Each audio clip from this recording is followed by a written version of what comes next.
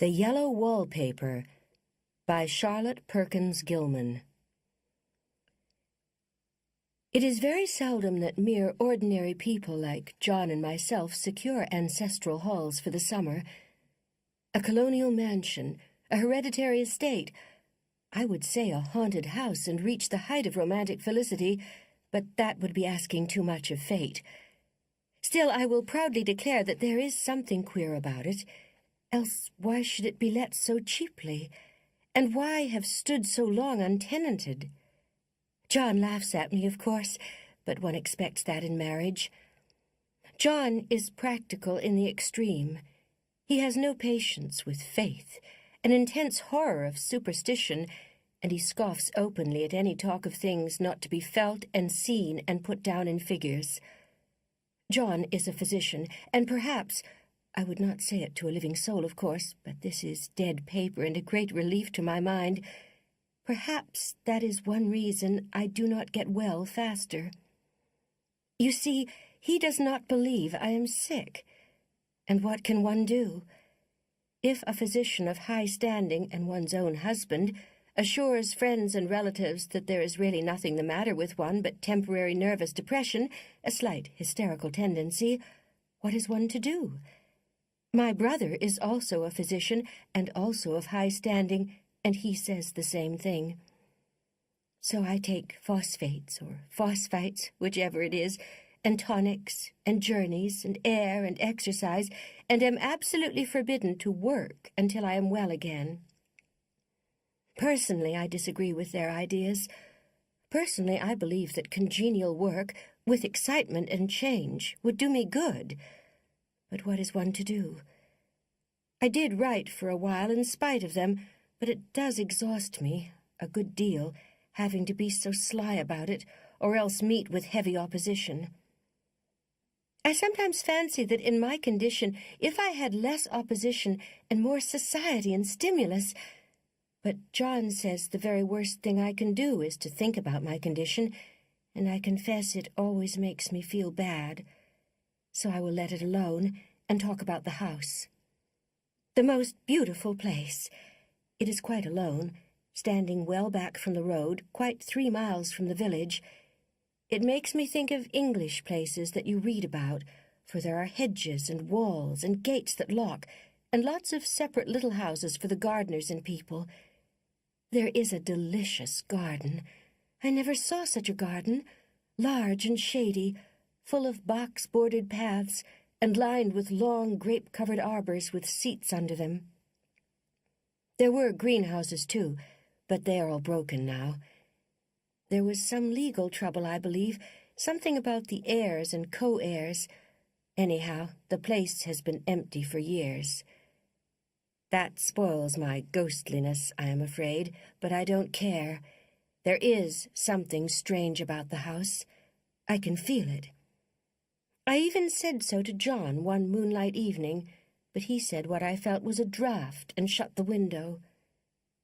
I get unreasonably angry with John sometimes. I'm sure I never used to be so sensitive. I think it is due to this nervous condition.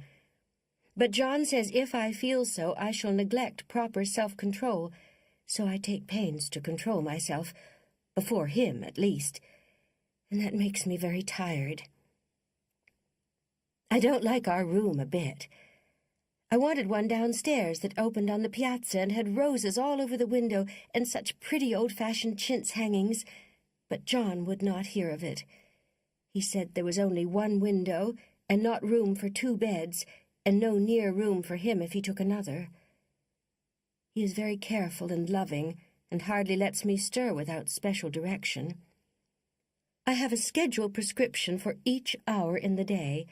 He takes all care from me, and so I feel basely ungrateful not to value it more. He said we came here solely on my account, that I was to have perfect rest and all the air I could get. "Your exercise depends on your strength, my dear," said he, "and your food somewhat on your appetite. But air you can absorb all the time." So we took the nursery at the top of the house. It is a big, airy room, the whole floor nearly, with windows that look all ways and air and sunshine galore. It was nursery first, and then playroom and gymnasium, I should judge, for the windows are barred for little children, and there are rings and things in the walls. The paint and paper look as if a boys' school had used it. It is stripped off, the paper, in great patches all around the head of my bed, about as far as I can reach, and in a great place on the other side of the room, low down. I never saw a worse paper in my life. One of those sprawling, flamboyant patterns committing every artistic sin. It is dull enough to confuse the eye in following, pronounced enough to constantly irritate and provoke study, and when you follow the lame, uncertain curves for a little distance, they suddenly commit suicide, plunge off at outrageous angles, destroy themselves in unheard-of contradictions. The color is repellent, almost revolting, a smoldering, unclean yellow, strangely faded by the slow-turning sunlight. It is a dull yet lurid orange in some places, a sickly sulphur tint in others. No wonder the children hated it. I should hate it myself if I had to live in this room long. There comes John, and I must put this away.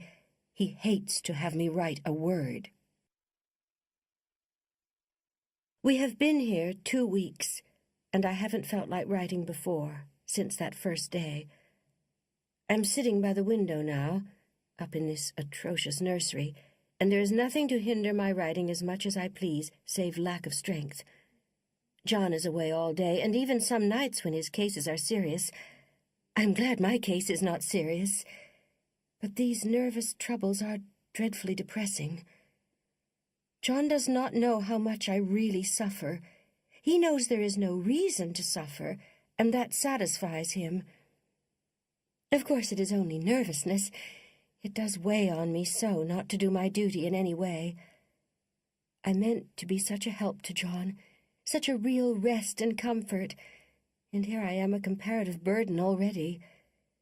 Nobody would believe what an effort it is to do what little I am able, to dress and entertain and order things. It is fortunate Mary is so good with the baby, such a dear baby, and yet I cannot be with him. It makes me so nervous. I suppose John never was nervous in his life. He laughs at me so about this wallpaper. At first he meant to repaper the room, but afterwards he said that I was letting it get the better of me, and that nothing was worse for a nervous patient than to give way to such fancies. He said that after the wallpaper was changed, it would be the heavy bedstead, and then the barred windows, and then that gate at the head of the stairs, and so on.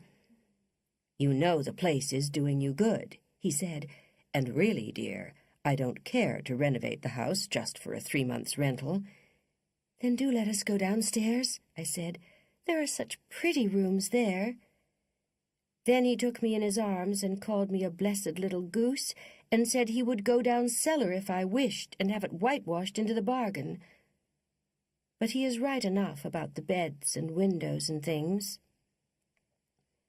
It is an airy and comfortable room as anyone need wish, and of course I would not be so silly as to make him uncomfortable just for a whim. I'm really getting quite fond of the big room, all but that horrid paper.